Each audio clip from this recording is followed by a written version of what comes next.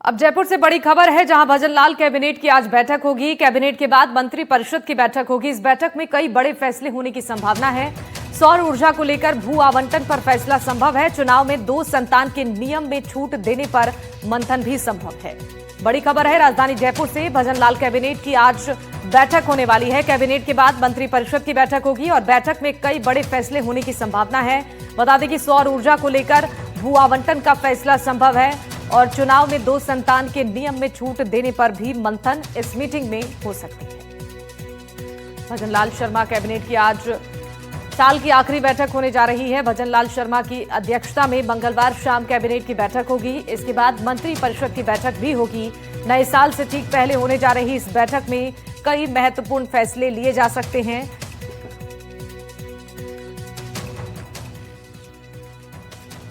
और इस खबर पर ज्यादा जानकारी देने के लिए हमारे साथ संवाददाता सुशांत पारीक जुड़ चुके हैं लाइव। सुशांत से जानते हैं कि ये जो महत्वपूर्ण कैबिनेट की मीटिंग होने वाली है, क्या कुछ इसमें महत्वपूर्ण मुद्दे हैं जिस पर चर्चा हो सकता है? देखिए, कई बड़े फैसले हैं जिन पर डिस्कशन होना है। एक तो युवा नीति को लेकर सरकार पिछले बहुत दिनों से ड्राफ्टिंग कर रही थी, तो हो सकता है आज की इस बैठक में उस पर चर्चा हो और अगर सब कुछ ठीक ठाक रहा तो उसका अनुमोदन भी किया जा सकता है। और ये बहुत सारे विधायक ऐसे हैं जो खासतौर पे युवा विधायक वो मांग भी कर रहे थे। रविंद्र भाटी ने ये मुद्दा विधानसभा में भी उठाया था। और इसके अलावा एक बड़ा मसला है कि राजस्थान में निकाय और पंचायत चुनाव को लेकर सरकार एक बड़ी प्लानिंग कर रही है। खासतौर पे पिछली सरकार में जो 2 से अधिक संतानों के जिनके है उनके चुनाव लगने पर रोक लगी हुई है। सरकार इस रोक को हटाना चाहती है और हो सकता है कि आज की इस बैठक में इस पर डिस्कशन हो और कैबिनेट की मोहर लग जाए। अगर ऐसा हुआ तो फिर एक बड़ी संख्या होगी ऐसे नेताओं की जो इस बार निकाय और पंचायत चुनाव में अपना दमखम दिखा सकेंगे। इसके अलावा सौर ऊर्जा का मसला हो, जमीन आवंटन की बात हो या सेवा संशोधन जो नियम हैं उनमें बदलाव की बात हो, ऐसे कई दूसरे मुद्दे हैं जिन पर इस बैठक में चर्चा होगी। इस साल की आखिरी बैठक है, तो मंत्री परिषद की जो बैठक होगी उसमें अगले साल का पूरा रोड मैप, बजट सत्र से पहले की तैयारियां और निकाय पंचायत चुनाव की जो स्ट्रेटेजी है उसको लेकर भी बात हो सकती है। ठीक है सुशांत, बहुत शुक्रिया तमाम जानकारी साझा करने के लिए। घुसपैठ को लेकर सीएम सख्त है। राजस्थान में घुसपैठिए बर्दाश्त नहीं किए जाएंगे। सीएम ने कहा है कि घुसपैठियों को हर हाल में बाहर कर दिया जाएगा। सीएम भजनलाल का कांग्रेस पर करारा हमला। कांग्रेस घुसपैठियों को बचाने की कोशिश करती है। घुसपैठियों को बचाने के लिए एसआईआर का विरोध हो रहा है। घुसपैठियों को लेकर भजनलाल शर्मा ने अपना रुख साफ करते हुए कहा है कि राजस्थान में कोई भी घुसपैठिया बर्दाश्त नहीं किया जाएगा। जो भी घुसपैठिया होगा उसे हर हाल में प्रदेश से बाहर किया जाएगा। जब हिंदू विस्थापितों को नागरिकता देने के लिए सीएए कानून लाया गया था तब कांग्रेस ने उसका विरोध किया और अब घुसपैठियों के खिलाफ कार्रवाई हो रही है तो एसआईआर का भी विरोध किया जा रहा है। भजनलाल शर्मा ने कहा कि केंद्रीय गृह मंत्री अमित शाह पहले ही कह चुके हैं कि देश से घुसपैठियों को चुन चुन कर बाहर निकाला जाएगा। मैंने देखा है पिछली कांग्रेस की सरकार में युवाओं के साथ कैसा कुठाराघात हुआ है कि नहीं हुआ है? लेकिन लगातार 1 नहीं, 2 नहीं, 4 नहीं, लगातार पेपर लीक होते थे। उनके सपनों को चूर चूर कर दिया जाता था। मैं आपसे कहना चाहता हूं 2 साल के अंदर 296 पेपर हुए हैं, एक भी पेपर लीक हुआ है क्या? गृह मंत्री अमित शाह जी ने स्पष्ट कहा है कि घुसपैठियों को चुन चुन करके निकालेंगे, चुन चुन करके निकालेंगे। और आपने देखा है, चाहे हमारा सीएए हो, आपसे मैं पूछना चाहता हूं, यह बताइए आजादी के बाद जो हमारे हिंदू भाई थे, जो हमारे पाकिस्तान और बांग्लादेश के अंदर रह गए थे, हमारे सिख भाई थे जो अफगानिस्तान के अंदर रह गए थे, आप पाकिस्तान के अंदर रह गए थे, इतनी बड़ी संख्या थी पाकिस्तान में, वो कहां चले गए? कहां गए? कौन खा गया उनको? जब सीएए का हम कानून लेकर के आए थे तो कांग्रेस के लोगों ने विरोध किया। भाई आप बताइए, आपको क्या नुकसान है? अगर पाकिस्तान से विस्थापित आया हुआ है उसको हम क्यों नहीं दें नागरिकता? हमने उनको नागरिकता देने का काम किया, उसमें भी विरोध किया। अब हम घुसपैठियों को निकाल रहे हैं तो एसआईआर पर भी विरोध कर रहे हैं। अफवाह से काम करते हैं, कभी कहते हैं संविधान बदल देंगे, कभी कुछ कहते हैं, कभी कुछ कहते हैं। मैं आपसे कहना चाहता हूं मेरे युवा साथियों कि राष्ट्र निर्माण में आप सभी इन सारी चीजों को मंथन भी करें, विचार भी करें, लोगों के आगे जाकर के उनको बताएं कि हमारा राष्ट्र कैसे मजबूत होगा।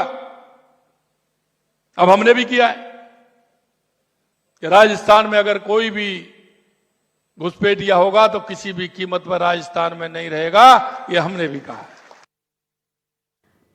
खबर पर जानकारी देने के लिए सुशांत हमारे साथ फोन लाइन पर जुड़ चुके हैं। सुशांत, सीएम ने कांग्रेस पर बड़ा हमला बोला है। कांग्रेस को ये कहा है कि घुसपैठियों को बचाने की कोशिश वो लगातार कर रही हैं और यही कारण है कि वो एसआईआर का विरोध कर रहे हैं, इससे पहले सीएए का विरोध कर रही हैं। और क्या कुछ अपने बयान के जरिए सीएम ने कहा है?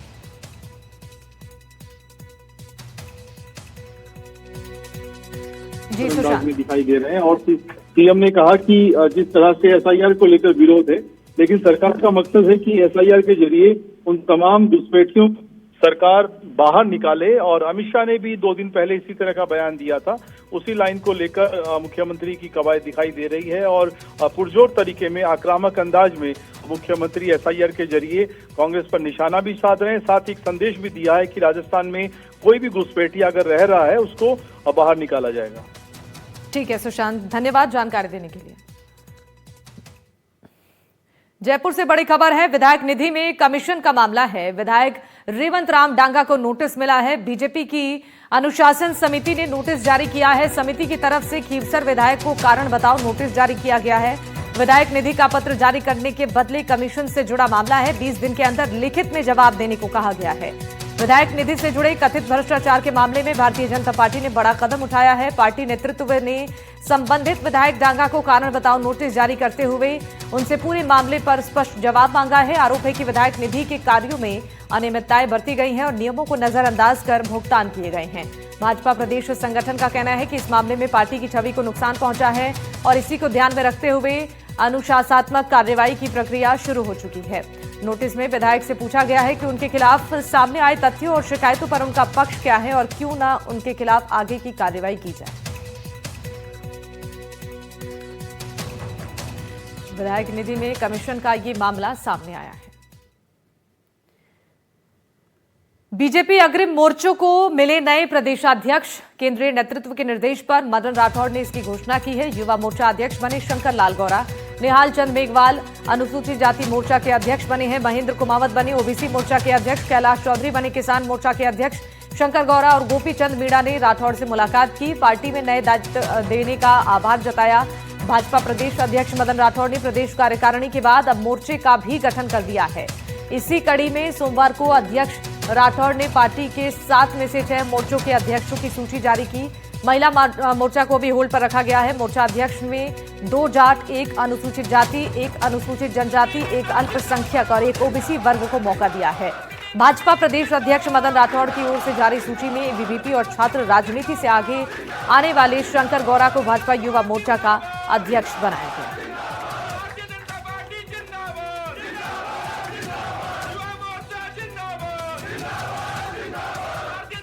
महेंद्र कुमावत को ओबीसी मोर्चा अध्यक्ष बनाया गया है। कैलाश चौधरी किसान मोर्चा के अध्यक्ष बने हैं। बीजेपी अग्रिम मोर्चों को लेकर शशि मोहन हमारे सहयोगी इस खबर पर ज्यादा जानकारी देने के लिए जुड़ चुके हैं। शशि, युवा मोर्चा अध्यक्ष, किसान मोर्चा अध्यक्ष के नाम का ऐलान तो हो चुका है, लेकिन महिला मोर्चा के अध्यक्ष को लेकर अभी भी सस्पेंस बना हुआ है। क्या कुछ अपडेट इस पर है? देखिए, पार्टी अपने कदम लगातार बढ़ा रही है। ये साल 2025 में बीजेपी के मदन राठौड़ की न सिर्फ नई टीम आई प्रदेश अध्यक्ष की, बल्कि अग्रिम मोर्चों की भी घोषणा की। 6 अग्रिम मोर्चों की घोषणा की गई है। हालांकि महिला मोर्चे को लेकर के अभी ऐलान होना बाकी है। पार्टी अलग अलग नजरिए से देख रही है कि क्षेत्र को प्रतिनिधित्व नहीं मिला है, कौन मजबूत नेतृत्व दे सकता है महिलाओं के बीच। इन सब चीजों के बीच पार्टी ने 6 अग्रिम मोर्चों की घोषणा की है। हमीद मेवाती को रिपीट किया गया है अल्पसंख्यक मोर्चे में। बाकी सभी मोर्चों में नए अध्यक्ष बने।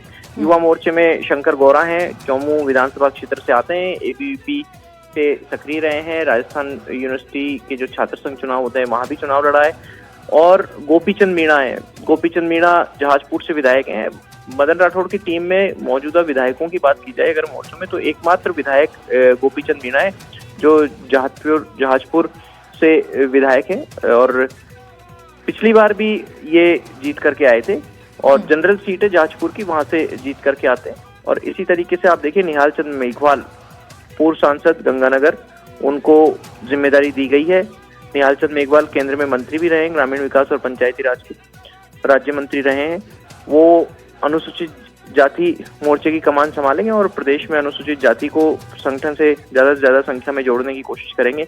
पाली ब्यावर से आने वाले महेंद्र कुमावत हैं, उनको ओबीसी मोर्चे की जिम्मेदारी दी गई है और इस मोर्चे में पहले भी मजबूती से काम हुआ और ओबीसी वर्ग को बड़ी संख्या में जोड़ा गया और पार्टी का मानना है कि यह सत्ता में आने का आधार बना है ओबीसी का वर्ग और इसलिए पार्टी इस वर्ग को लगातार जोड़े हुए भी है, मजबूती से फोकस भी कर रही है इसी वर्ग पर। और पूरी टीम जो अलग अलग क्षेत्रों से आए नेता हैं, कार्यकर्ता हैं, उन्होंने मदन राठौड़ का आभार भी जताया। कैलाश चौधरी जो पूर्व सांसद हैं उनको और पूर्व मंत्री रहे हैं, कृषि और किसान कल्याण राज्य मंत्री रहे हैं, बाड़मेर जैसलमेर सीट से सांसद रहे हैं, उनको किसान मोर्चे की जिम्मेदारी दी गई है। पहले भी कैलाश चौधरी किसान मोर्चे में जिम्मेदारी निभा चुके हैं, विधायक रहते। ठीक है, बहुत शुक्रिया शशि तमाम जानकारी साझा करने के लिए।